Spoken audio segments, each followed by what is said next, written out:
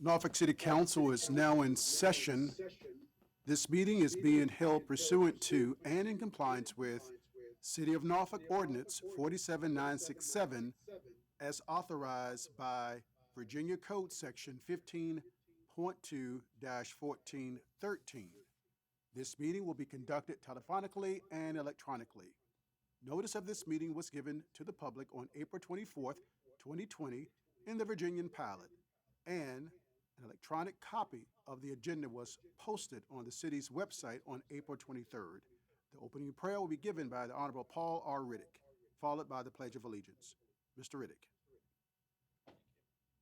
Heavenly Father, we come to you this evening as humbly as we know how, thanking you for all the blessings that you pour upon us.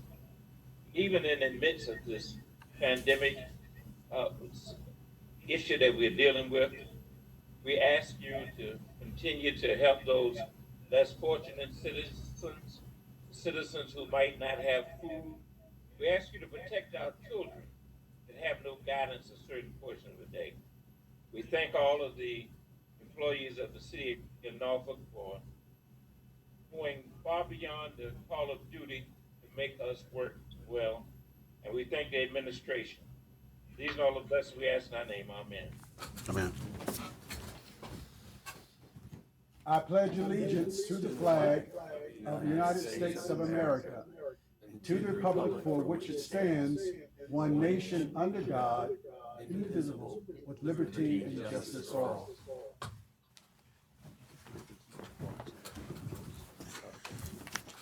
Mr. Clerk, please call the roll. Mrs. Doyle, Here. Mrs. Graves, Here. Mrs. Johnson, Here. Mrs. McClellan, Here. Mr. Riddick,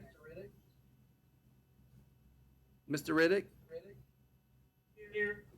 Mr. Smeagol, Here. Mr. Thomas, Here. Dr. Alexander, Here, the motion is dispensed with reading the minutes of our previous meeting. Mrs. Doyle, Aye. Mrs. Graves, Aye. Mrs. Johnson, Aye. Mrs. McClellan, Aye. Mr. Riddick, Mr. Riddick, Aye. Mr. Smeagol, Aye. Mr. Thomas, Aye. Dr. Alexander. Aye. Tonight, we will first take up public hearing items, then move to our regular agenda items. To address the council, you should have registered to speak prior to 7 p.m. There is no new business tonight, so Mr. Clerk, please start with PH 1.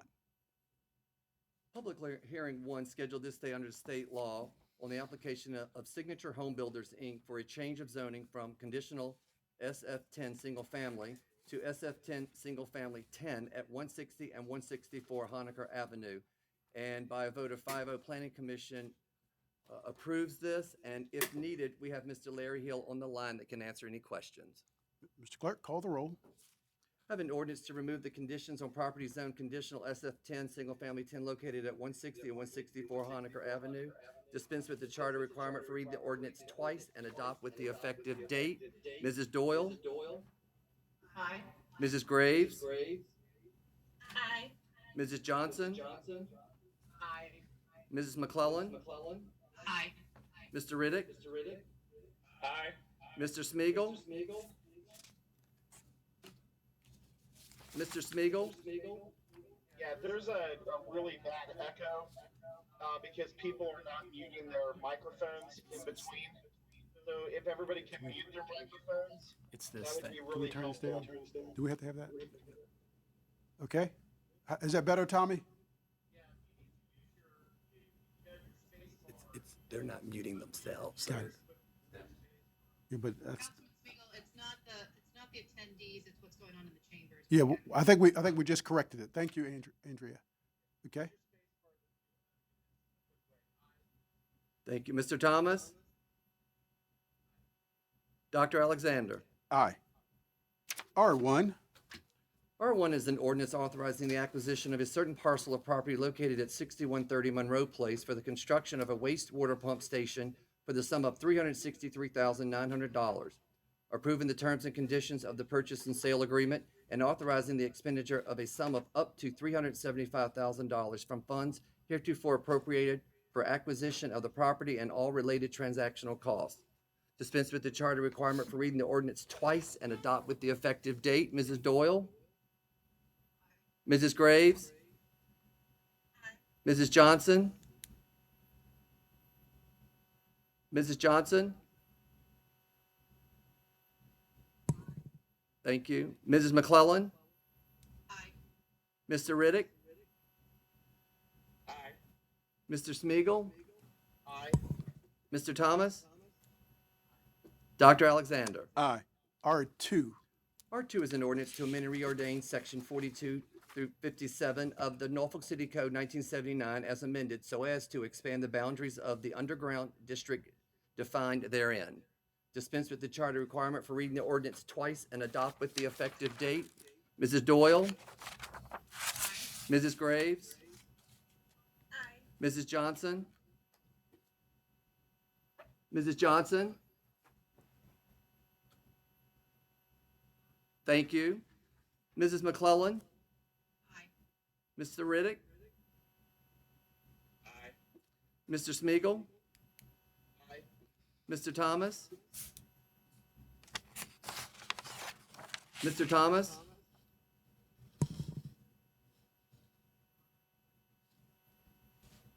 Mr. Thomas? Thank you. Dr. Alexander? Aye. R3. R3 is an ordinance amending the FY 2020 Annual Appropriations Ordinance 47636 so as to accept, appropriate, and authorize the expenditure of grant funds up to the sum of $1,328,583 from the United States Department of Housing and Urban Development Emergency Solutions Grant Fund, as authorized by the Coronavirus Aid, Relief, and Economic Security CARES Act for the Emergency Solutions Program. Dispense with the charter requirement for reading the ordinance twice and adopt with the effective date. Mrs. Doyle? Mrs. Doyle? Aye. Thank you. Mrs. Graves? Aye. Thank you. Mrs. Johnson? Aye. Thank you. Mrs. McClellan? Aye.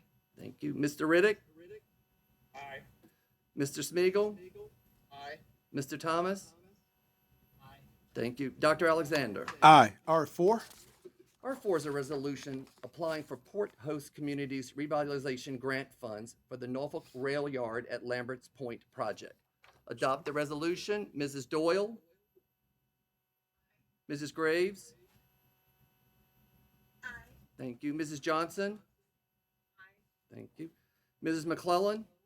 Aye. Thank you. Mr. Riddick? Aye. Thank you. Mr. Smiegel? Aye. Mr. Thomas? Thank you. Dr. Alexander? Aye. Thank you. R5.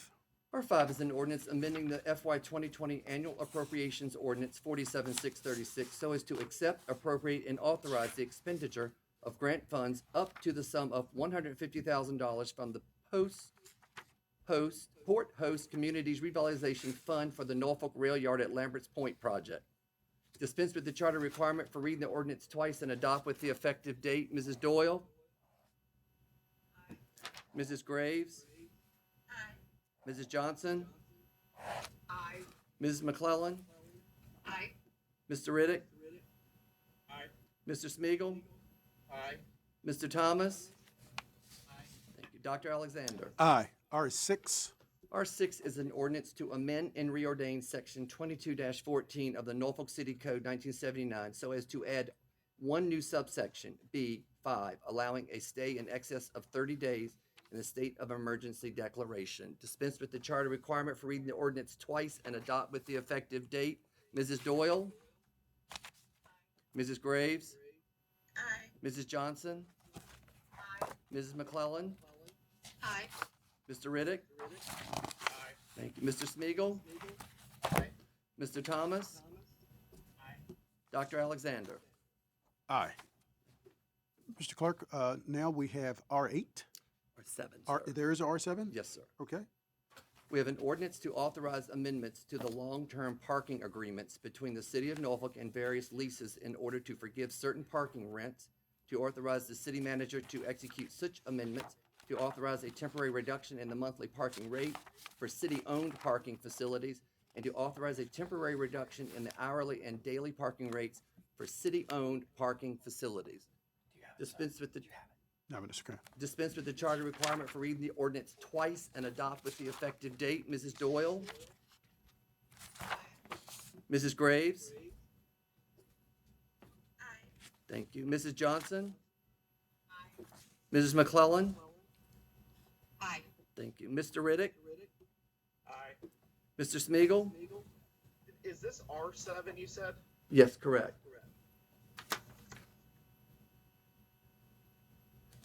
I don't know what happened, but it's not matching what's on my iPad, but I remember reading about it. We'll look in this. Mr. Bull, Yes? council is correct. I can't hear. For our R7 as well. However,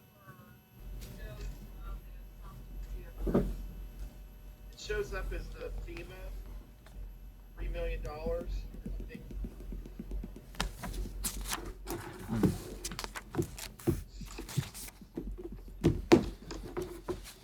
Summarily, this ordinance ratifies the forgiveness that occurred when we didn't have employees to man the booths, and then provides for application in the event of hardship for reduction to come to you in the future. That's it summarily, but Chip has more information about it. I think don't the know if only- you want to continue it or.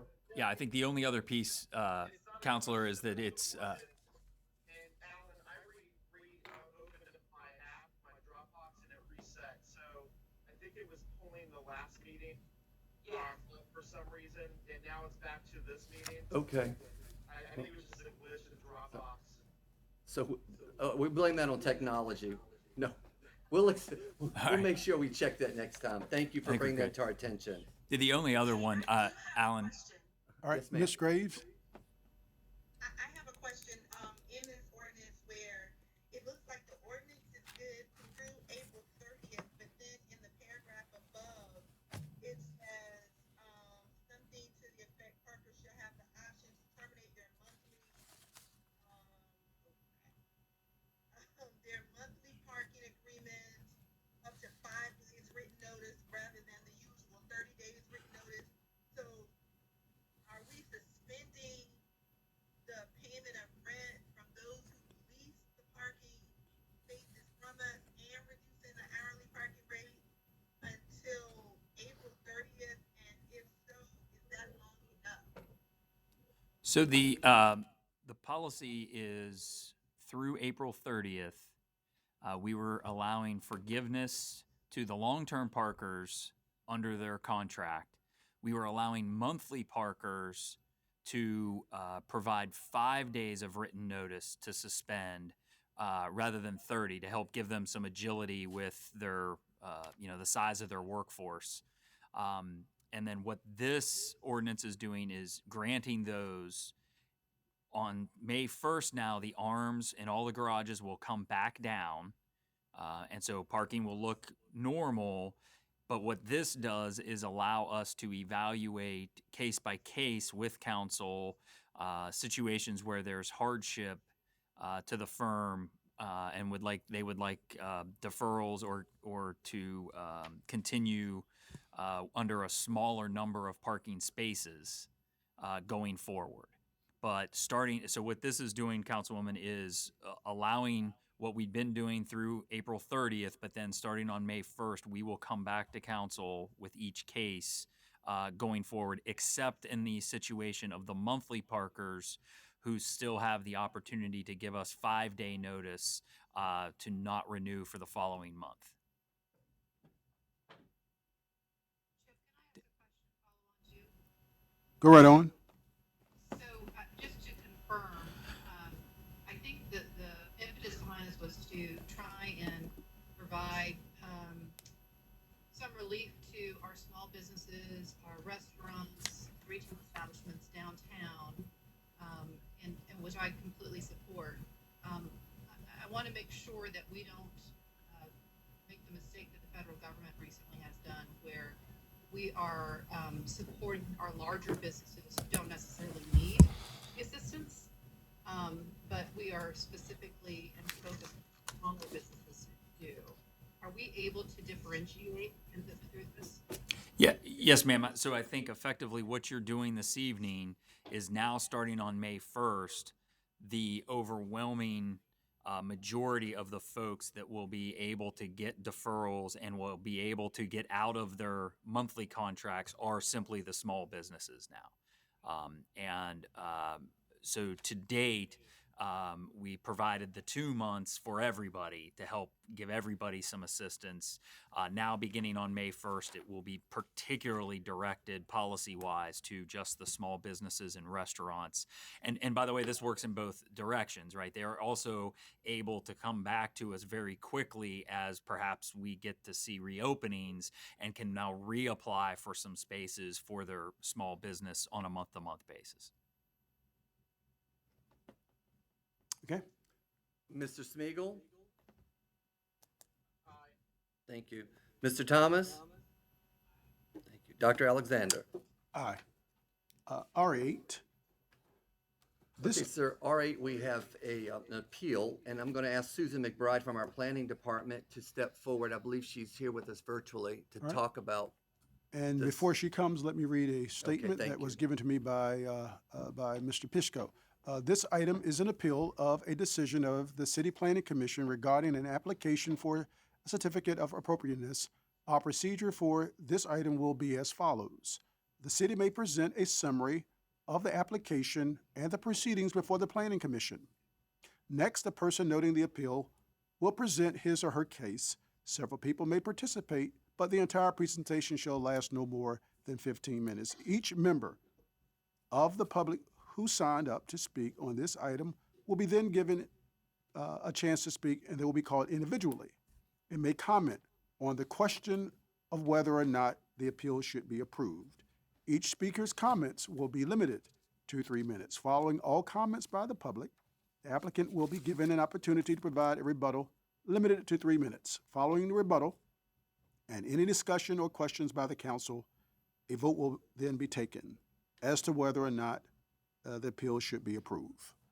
Mr. Bull, you may call the first presenter. Ms. Susan McBride. Mr. Bull, good evening, Mr. Mayor and members of City Council. My name is Susan McBride. I am the Historic Preservation Officer for the City of Norfolk through the Department of Planning. I'm presenting 530 Mowbray Arch to you this evening.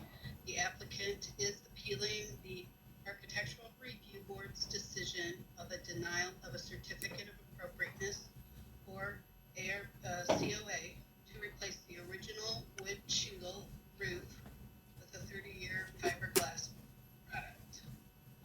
The roof in question is just the front portion of the house that faces the public right-of-way or Mowbray Arch. The home is considered a non-contributing structure in the Gett Historic District. It was designed and built by a noted local architect, Mr. Brad Taswell, in 1979, so the house is 41 years old. The home is an elegant mid-century modern design with original wood shingle roof visible from the public right-of-way. The home has later additions that have the asphalt or fiberglass shingle that the applicant desires to carry to the front of the home. The application was presented to the Architectural Review Board on February 24th this year.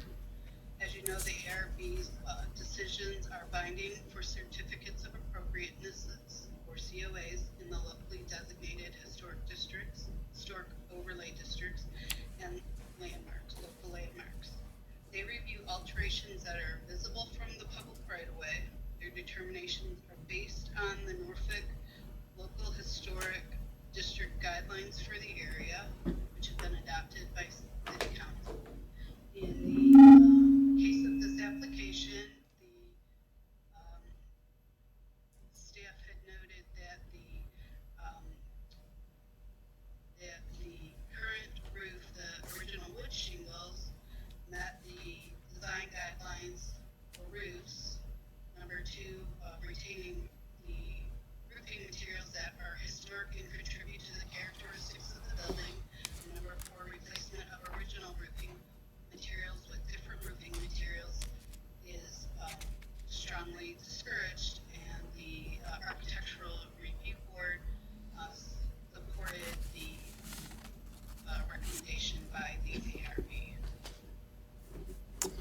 Thank you, Susan. Thank you. Thank you. At this time, if Ms. Elizabeth Childs Johnson wishes to participate, there's an opportunity for her to participate. If not, no other person has signed up to speak. Any questions or discussion amongst the council? Mr. Mayor, Yes, Ms. McClellan? I just wanted to, I had sent some additional information, to, council members and wanted to see if there were any questions.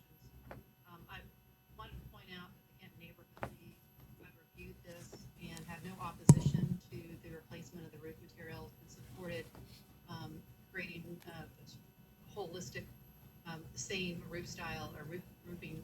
Also adjacent to this house is another house also built by the architect Tazwell that has asphalt architectural shingles.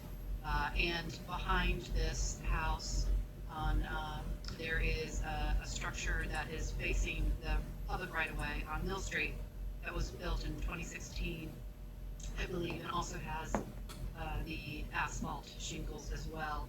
I happen to live 3 doors down from the house. There are support letters from the neighbors. I don't feel like there's opposition from the neighborhood league or the neighbors, and there are adjacent structures that have similar types of roofing materials on there. And this is a non-conforming or not contributing historical structure. It is a modern, contemporary house, and it should have modern materials. So I just wanted to make those comments. Thank you so much. Any other questions or discussion?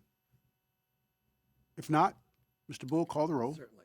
I have an ordinance to grant a certificate of appropriateness authorizing a change in roofing material from wood shingle to asphalt shingle on a single-family home located at 530 Mowbray Arch in the Historic District.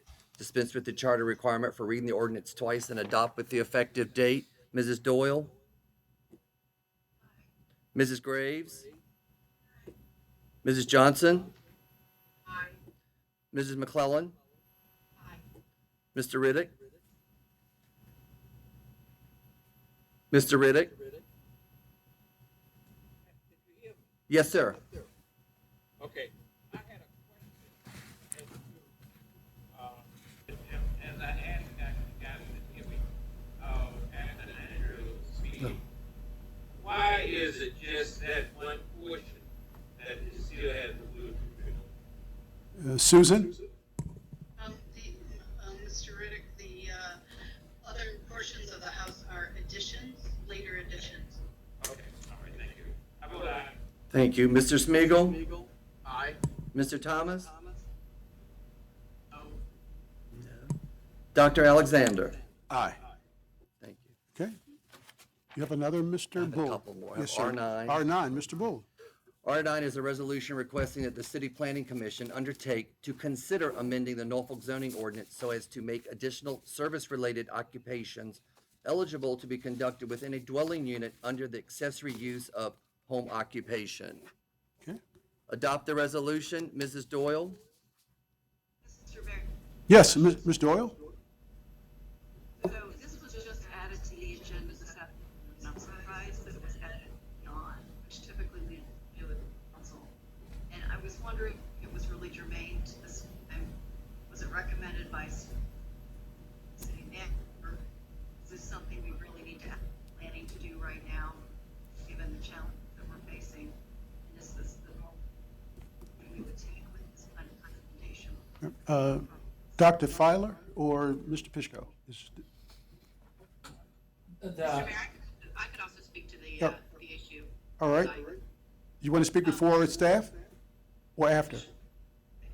I'm happy No, to. go ahead. No, please go right on. I just want, Councilwoman Doyle, this is specific to the COVID-19 pandemic. And, the issue is you have folks who, are concerned about going back to, a commercial enterprise for salon, therapeutic massage, barber shops, and would like to be able to perform those services in their home, individually, one-on-one, and currently our code doesn't allow for that. The reason for the timing is the process takes about 2 months to go through the whole public hearings, et cetera. So, if we were to pursue this and to make this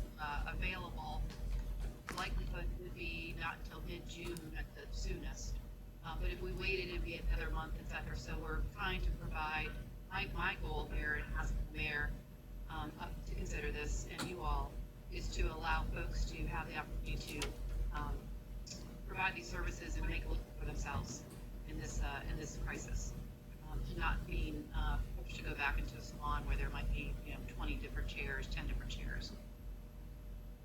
So can the planning commission even act on that this quickly, and really appropriate for us to consider at this time? The Mr. Pishko. resolution is just to start the process to ask the question so that the planning commission would have material from the planning department and consider it and then make a recommendation and a proposal to the council. And that would be with a public hearing. And then the council would be required to have a public hearing when it considered it, so that this will not be decided at the earliest until sometime in June. The first planning commission meeting where a public hearing it can be on the agenda is May the 28th, so that this is merely the process to ask the question, and no decision will be made until June. So, Ms. Fisher, let me ask the question I think that Andrea, that Mrs. Doyle is getting at. Can the planning commission do this work, or can the administration direct the planning staff to do this work and take this up without a resolution of the council? Either the planning commission or the council can initiate it. The planning commission does not meet again until the 14th, which is too late to do the advertisement for the 28th. And so if this council does not ask the planning commission to do it, it won't be, it would be in July. And so you're only talking about a month difference. If the council acts, then the decision can be made in a month quicker. Yes, Ms. Graves. So I am very concerned in the COVID-19 era of a couple of things when we start talking about hair salons, people doing hair in their homes and massages in their homes, and that really concerns me. And I think that as a city, we would be going down, we would be starting down a slippery slope, even if the parameters on it were due to the state of emergency. The second thing is, having worked formally in the Commissioner of the Revenue's office, issuing business licenses, one of the requirements for home-based businesses is that you do not have customers or clients come to your home. And the goal behind that was to ensure that residential areas and residential neighborhoods remained residential and did not have an onslaught of people coming and going. I mean, I love getting my hair done just like anybody else. But I think, and I feel for people who are unable to work in those industries, because I like going to get my nails done too. And so I want to go as much as my people want to work, but I don't think it is appropriate to have the general public come into people's homes where they don't know what the health situation is, what the cleanliness of the home situation is, and have them further exposed. Our goal is to flatten this curve, and I think that this particular measure goes contrary not only to our city code in terms of not having customers or clients coming to the home, but also against CDC regulations and the governor's order for social distancing and all of those kinds of things. So it is not something that I am prepared to support entertaining. And not only that, but just the whole slippery slope of people doing hair in their garages, in their basements, in their kitchens, and all of that. I'm just not prepared to support that. And lastly, I will say a few years ago, probably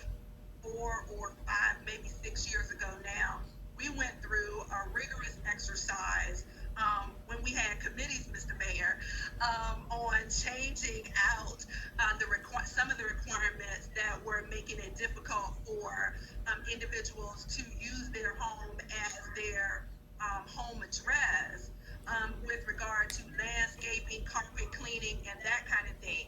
And it took a lot of input, and it was a lot of work and surveying other localities and what their requirements were, and then a couple of different iterations in our committee, and then bringing it to the full council and having questions there before we were willing as a council at that time to allow individuals to use their home address for landscaping, contracting, and carpet cleaning, and there might have been one or two more that were in there. But we brought in a host of other experts, and I think that was right around the time when Tommy and I were dealing with birds, bunnies, and bees as well. And so I think it's a slippery slope, and it's not something that I'm prepared to support entertaining. Mr. Mayor, just Mr. Mayor. Hold on one second, Miss McClellan, and then I'm going to go to Miss Johnson. Miss McClellan, then Miss Johnson. Sure. I think this is really good to have this debate and this discussion.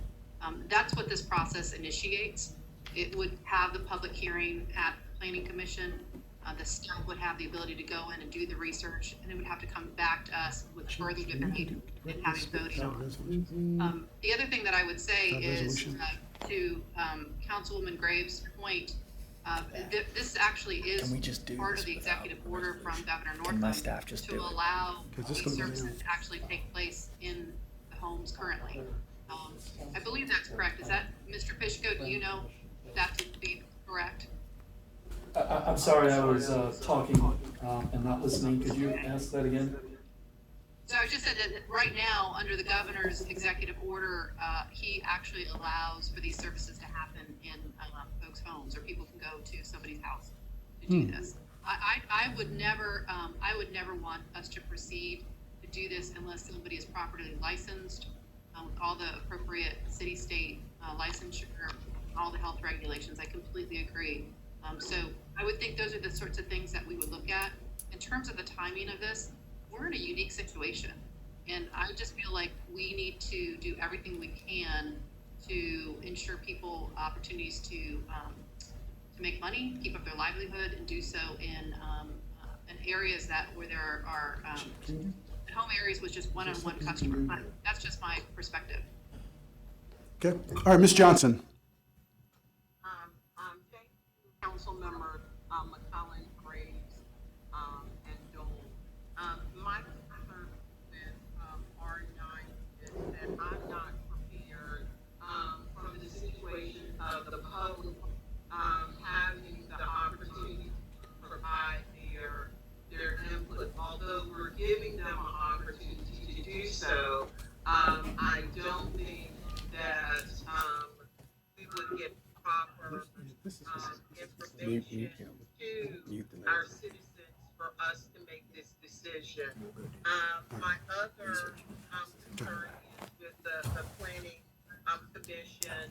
Our priorities right now is to the city, and although I fully support small businesses, as I discussed with my city attorney, Mr. Fishko, Resolution. my That's what concern was yeah.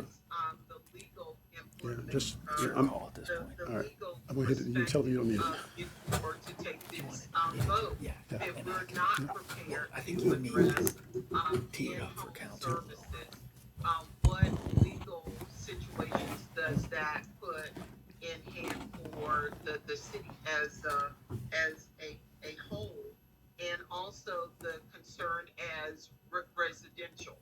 To me, people live in residential for a reason. I do understand the possibility of starting a business, and I listened very carefully to all of my council members and what their input concerns are not. And at this date and time, I am not prepared to vote on this. Yes, And I want If you wanted to the say administration and King Norfolk to focus on what the city council's priorities are at this point, dealing with COVID-19 and address our citizens' concerns. Thank you. Mr. Mayor, Yes, Mr. Smigiel. you were muted, Kenny. I didn't hear you. Yes, Mr. Smigiel. Mr. Smigiel, you have the floor.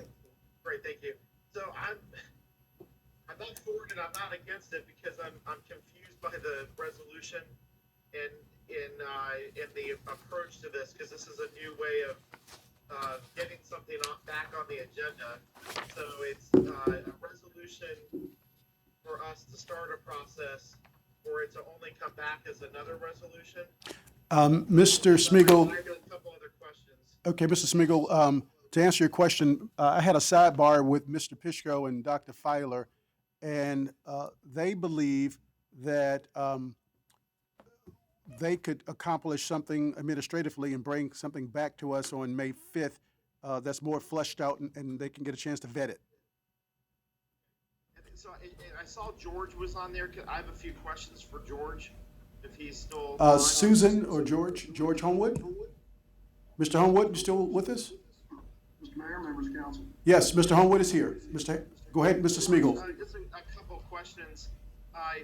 Is this only in the house of the person that has the business?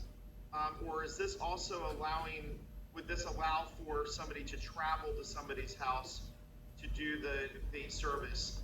For example, somebody who cuts hair that may want to go cut an elderly person who cannot leave their house. I know that is not currently allowed. Would this allow that to happen? That's a really good question. We were thinking of it in terms of the house of the person providing the service. As you know, zoning and our zoning certificates apply to a specific location. That's why everybody has to have an address to be able to apply for something.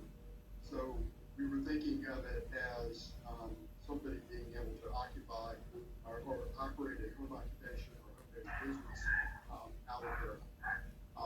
This is not the first group of home-based businesses that are allowed. There's a lot of businesses that are allowed already in golfing. This would just essentially remove the absolute condition against having personal establishments in their side. And whether it would come back to you all as a requiring a conditional use permit or as a proposal for by right, that is completely up in the air right now. All this would do is start the public conversation. Okay, because I am in favor of the ability for people to go to somebody's house to cut their hair, particularly our elderly people who cannot leave their house. I'm for that anytime, even without the COVID, and people being allowed to do that. That has come up quite a bit in many of my civic leagues, in particular, for people to be able to travel. I know there's some health things that go along with that that have to be investigated, but if the intent is for services to help people out, that's not something that I want to say no. But I also, I think we do need to take some time to look through this, because by the time this is allowed, I think that this all may be over. We may be opening up some things, but only for this to possibly come back. And then if we come back to where we have to do some closures, then we would have already handled this and allowed for people to then experiment with doing that. So I'm okay if we could delay this just a little bit to just have some more conversation for you guys to investigate. But I'm not totally against the idea. I just would like for us to work through it. And it's something that can be done administratively. I'm not opposed to that. I mean, I can't. We won't have All right. any. Tommy, may I? Yes, Miss Graves? Tommy, I think that, and I don't know this for certain, all I know is what I have seen or have had reference to, but I think that barbers and hairstylists, as it sits now, can go to, COVID-19 aside, can go to a person's residence and cut their hair or do their hair. We've had 5-0 and fades, and that's not in a barbershop. We've had the barbers come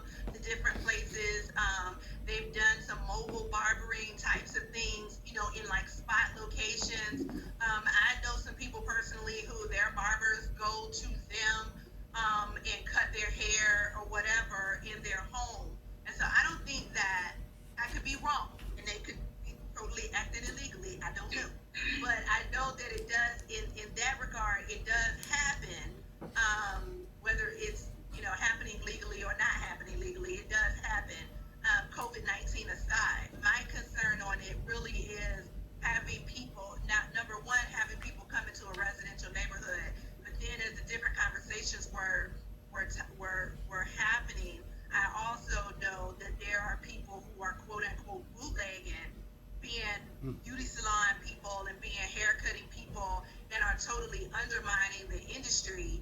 And then you have a situation where someone has done something and caused harm to an individual that was a patron.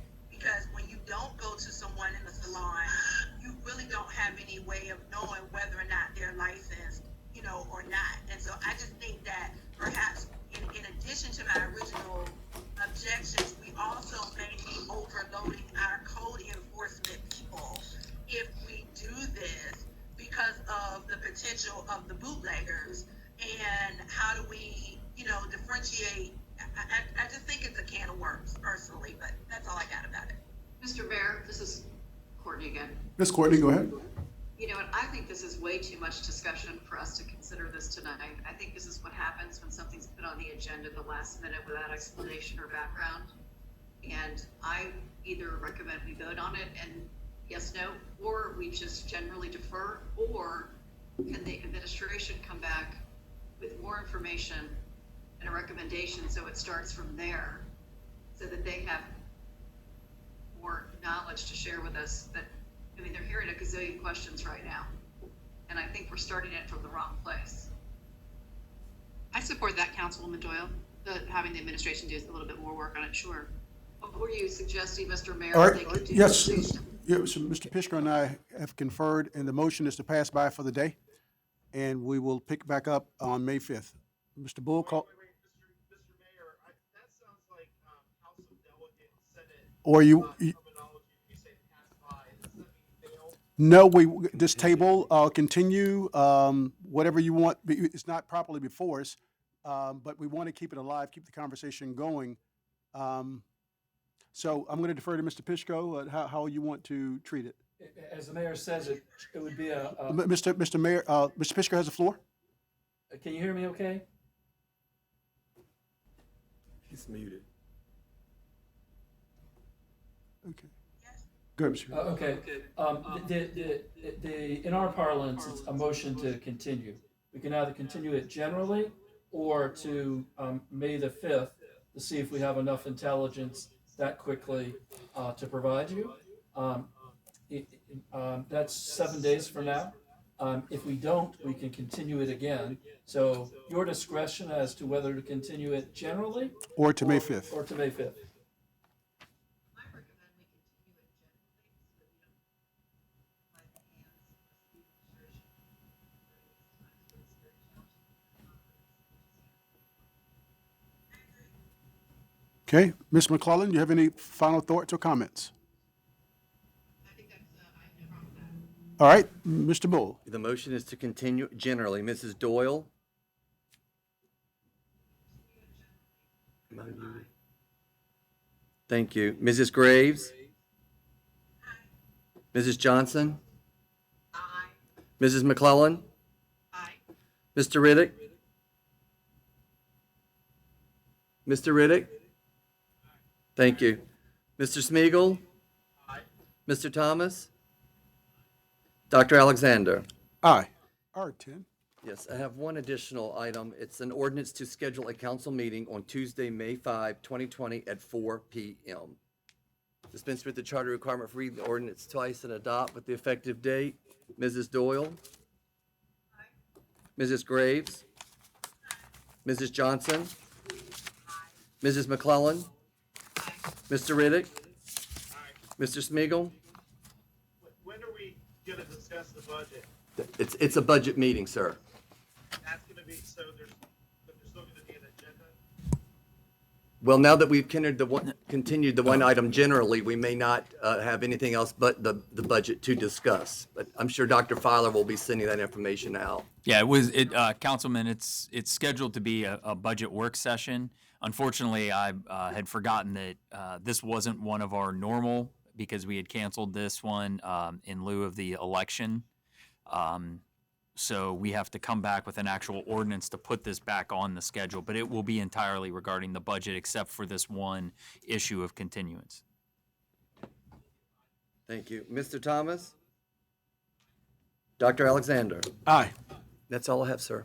Meeting's adjourned. Thank you.